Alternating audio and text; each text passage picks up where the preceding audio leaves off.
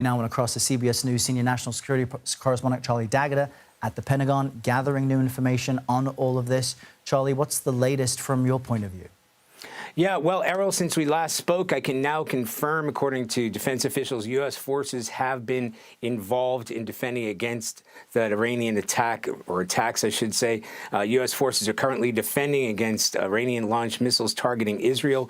We will remain postured to provide additional defensive supports, also in defense and protection of U.S. forces in the region. So this is a step forward for U.S. forces there, because although they were part of the defense for Israel and U.S. forces on April 13th, in the weeks of attacks from Hezbollah, that has solely been on the Israelis. They've been using Israeli defense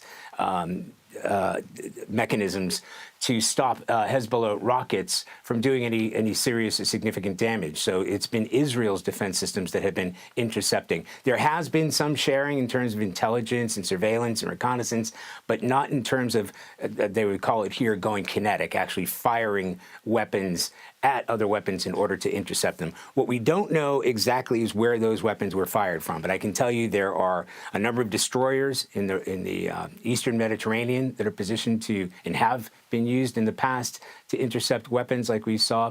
There are also destroyers in the Red Sea. There's a Abraham Lincoln aircraft carrier, strike carrier group, and a couple destroyers with that too. So they were already in place for this. And they also knew that the Iranians had been in place, as my colleague Liz Palmer noted earlier, since August. They'd been expecting this mass Iranian retaliation. We've seen it from Hezbollah, but they've been preparing for this.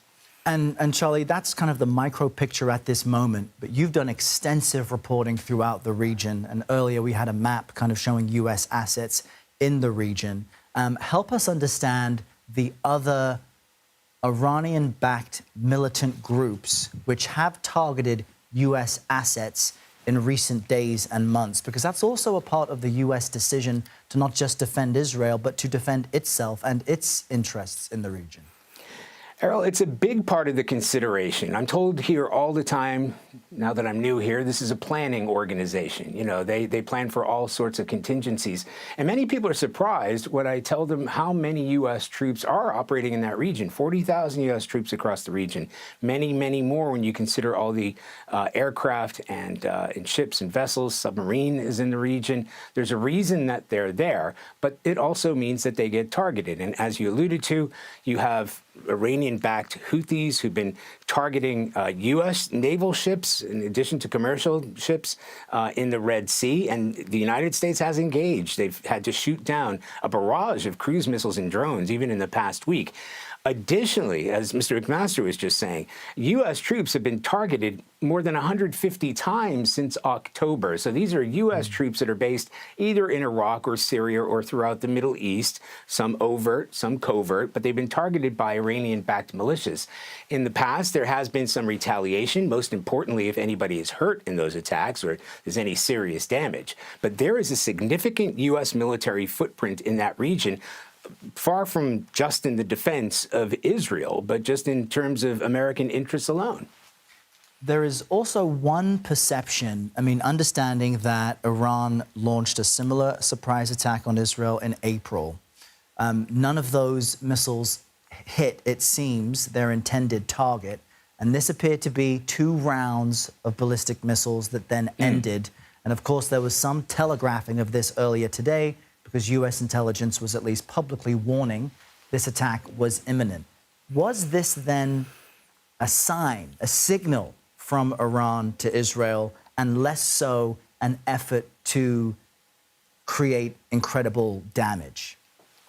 Yes, well, Errol, let's remind our folks what happened on April 13th. That was telegraphed, partly because they sent a number of drones. These are slow-moving unmanned aerial vehicles.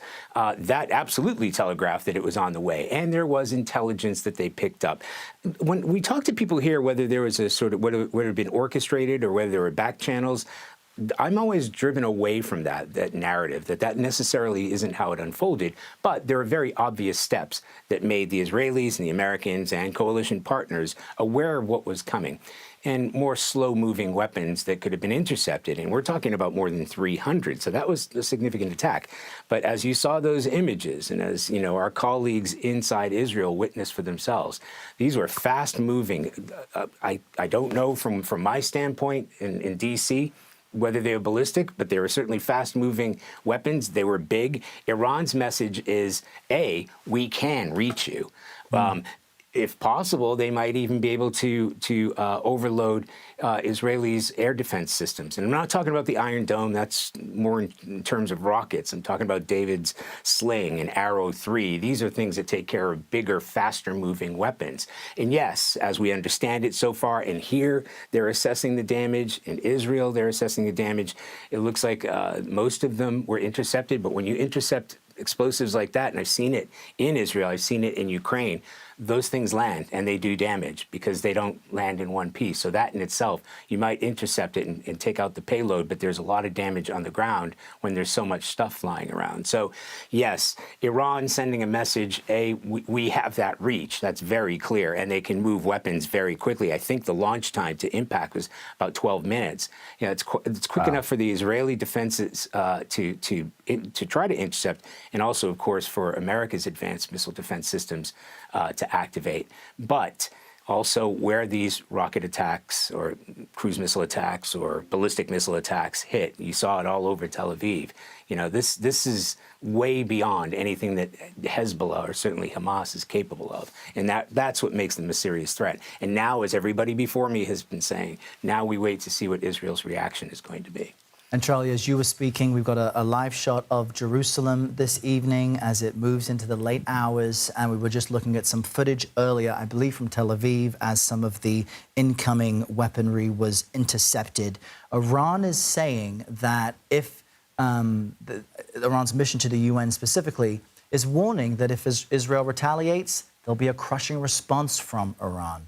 Surely Iran would expect some type of response, especially backed by the U.S. Is that fair to say, or is it more complicated than that? Well, it is complicated when we talk about backed by the U.S. What nobody would ever talk about here is whether there's a scenario where the United States would attack Iran itself. And what we saw on April 13th with this massive attack, most of it intercepted, not doing much damage, the Israelis did respond, but it was a limited retaliation, a limited response.